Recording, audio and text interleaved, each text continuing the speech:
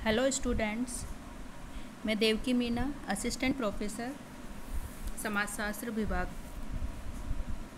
आज का हमारा टॉपिक है अनुभववाद, एम्पिरिसिज्म।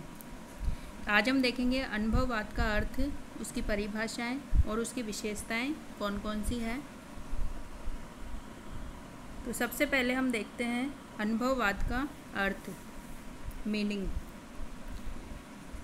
तो सामाजिक वास्तविकता को स्पष्ट करने के लिए, उसकी व्याख्या करने के लिए विभिन्न पद्धतियाँ अपनाई जाती है और ये सभी पद्धतियाँ प्रमुख रूप से दो आधारों से निर्मित होती है। फर्स्ट जो आधार है वो है तार्किक आधार और सेकंड है अनुभवजन्य आधार।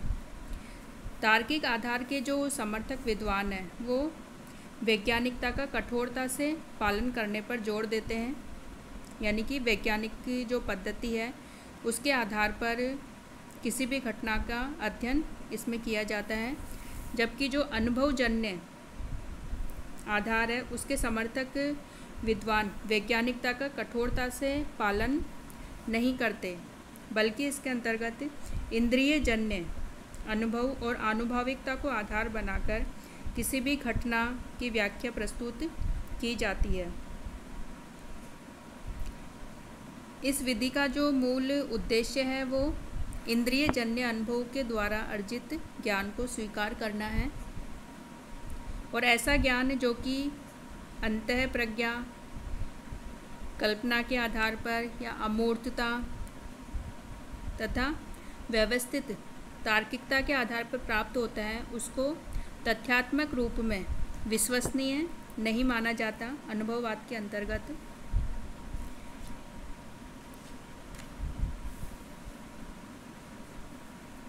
समाज विज्ञानों में आनुभविक का अर्थ उस स्थिति से लिया जाता है जिसमें कि अनुभव एवं अनुभविक ज्ञान की प्रधानता हो, और इसमें तर्क का आश्रय नहीं लिया जाता, तर्क का सहारा नहीं लिया जाता, बल्कि ये देखने का इसमें प्रयास किया जाता है कि ऐसा है। यानी कि इसमें मानवीय इंद्रियों के द्वारा अनुभव को प्रधानता दी जाती है। आनुभविक पद्धति अथवा अनुभववाद का प्रयोग उस अभिवृत्ति के लिए किया जाता है जिसमें विश्वासों को उस स्थिति में स्वीकार किया जाता है, उसी स्थिति में स्वीकार किया जाता है या उन पर आचरण किया जाता है जबकि वे वास्तविक अनुभव के द्वारा उनकी पुष्टि की जाती है। यानी कि इसमें ज्ञान का जो आधार है वो इंद्रियों के द्वारा प्राप्त अनुभव को माना जाता है।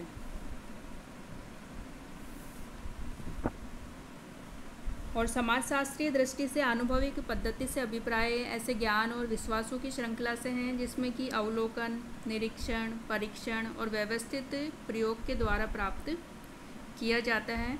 और इस पद्धति की ये मान्यता है कि केवल उन्हीं तथ्यों को अनुभविक कहा जाता है जिसकी सत्यता का परीक्षण मानव की ज्ञानेंद्रियों के द्वारा संभव हो सकती है।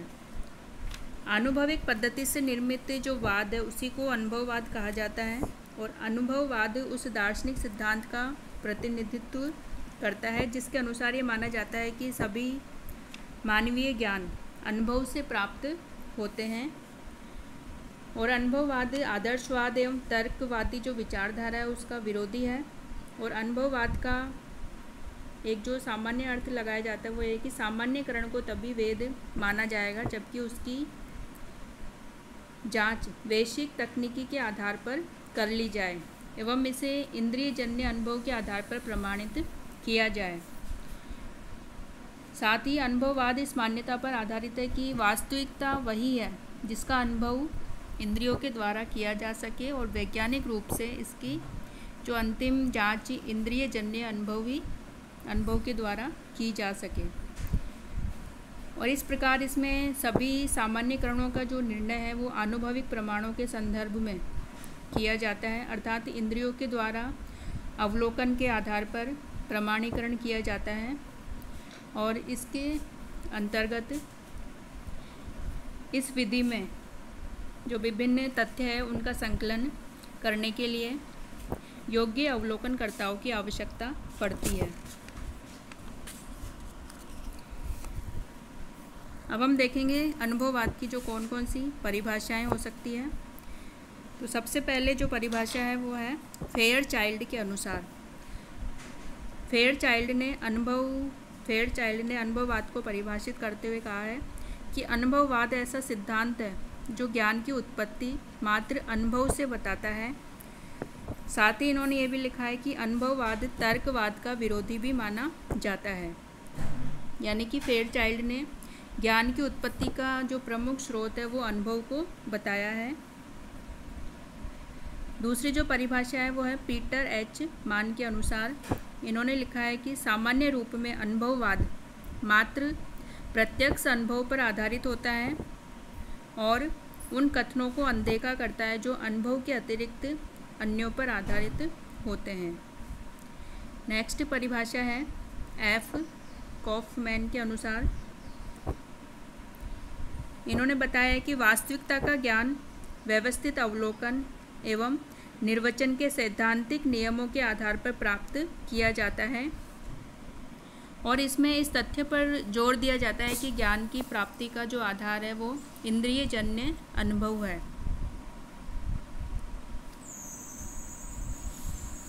तो इस प्रकार हम ये कह सकते हैं कि अनुभववाद का जो मतलब है वो है कि अनुभववाद वह धारणा है जिसके अंतर्गत ये विश्वास किया जाता है, इसमें अनुभववाद के अंतर्गत ये मान्यता है इसकी कि संपूर्ण मानवीय ज्ञान को मात्र अनुभव के द्वारा ही प्राप्त किया जा सकता है और अनुभववाद तर्कवाद और आदर्शवाद का विरोधी है और आनुभविक पद्धति में जो विकसित वाद है उसी को हम अनुभववाद कह सकते हैं।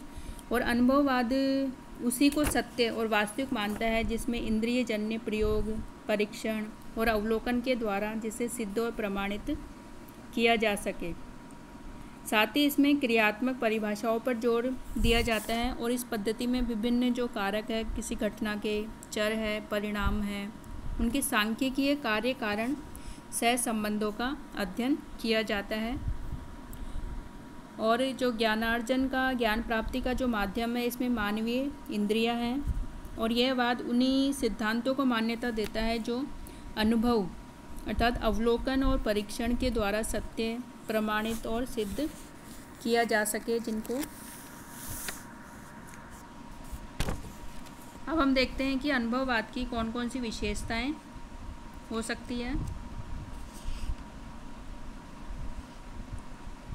सबसे पहली जो विशेषता हम कह सकते हैं वो है कि अनुभववाद इंद्रियजन्य अनुभव पर आधारित है, अर्थात इनमें जिन सामाजिक घटनाओं, तथ्यों और व्यवहारों का अध्ययन ज्ञानेंद्रियों के द्वारा संभव है वे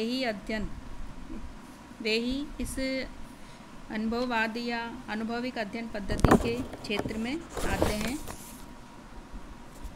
नेक्स्ट है कि अनुभववाद तर्क पर बल नहीं देता और यह तर्कवाद और बौद्धिकवाद का विरोधी है, उसको नकारता है। अनुभववाद विशुद्ध सैद्धांतिक मान्यताओं को भी स्वीकार नहीं करता, यानी कि जैसे उदाहरण के रूप में हम लें कि जो समाजशास्त्रीय कथन है या प्रस्तावना है कि गरीबी अपराध को जन्म देती है, तो यह प्रस्तावना सिद्धांत निर्माण का आधार बन सकती है, परंतु आनुभविक पद्धति में यह उस समय तक अस्वीकार्य है या इसको स्वीकार नहीं किया जा सकता जब तक कि इसे अनुभवजन्य ज्ञान के द्वारा इसकी जांच नहीं कर ली जाए। नेक्स्ट है कि अनुभववाद कल्पना पर आधारित अमूर्तता, अंतः प्रज्ञा या व्यवस्थित जो बुद्धिवादी तर्क है उसको अस्वीकार करता है और इसके आधार पर जो ज्ञान की प्राप्ति होती है उसे भी स्वीकार नहीं करता या उससे ऐसे ज्ञान को ये सही नहीं माना जाता है इसके अंतर्गत। नेक्स्ट है अनुभववाद सांख्यिकीय विश्लेषण के द्वारा तथ्यों के निर्वचन और व्याख्या पर बल देता है, यानी कि किसी भी घटना के अध्ययन के दौरान या किसी भी जिसका अध्ययन हमें करना है उसके द्वारा जो तथ्य हमें प्राप्त होते हैं उनके सांख्यिकीय विश्लेषण के आधार पर इसमें निष्कर्ष निकाले जाते हैं, व्याख्या की जाती है। साथ ही इसमें गणितीय आधारों पर तथ्यों को समझने का प्रयास किया जाता है। नेक्स्ट है, इसके अंतर्गत यदि कोई तथ्य अनुभव के द्वारा अथवा ज्ञानेंद्रियों के द्वारा प्रामाणिकता सिद्ध करने की परिधि से बाहर होता है तो ऐसे तथ्य अनुभववादियों के लिए निरर्थक होते हैं, यानी कि ऐसे तथ्यों को ये ज्ञान का आधार नहीं मानते। नेक्स्ट है, अनुभववाद ऐसे ज्ञान और विश्वासों को स्वीकार करता है जिन्हें कि अवलोकन, निरीक्षण, परीक्षण और व्यवस्थित प्रयोगों के द्वारा प्राप्त किया जाता है। और अनुभववाद का जो मूल आधार है वो है यथार्थवाद, यानी कि जो वास्तविक में जो तथ्य है जिनका हम अनुभव कर सकते हैं, ऐसे तथ्य अनुभववाद का प्रमुख आधार माना जाता है। तो आज हमने देखा अनुभववाद का अर्थ क्या है, उसकी परिभाषाएं और अनुभववाद की कौन कौन सी विशेषताएं होती है। तो इस प्रकार अनुभववाद को हम सारे रूप में ये कह सकते हैं कि ज्ञान का विकास या ज्ञान प्राप्ति का जो आधार है वो ज्ञानेंद्रियों पर आधारित अनुभवजन्य विधियों के द्वारा संभव है। और इसमें ज्ञान का विकास और निष्कर्ष अवलोकन, परीक्षण, निरीक्षण, सत्यापन पर आधारित होता है।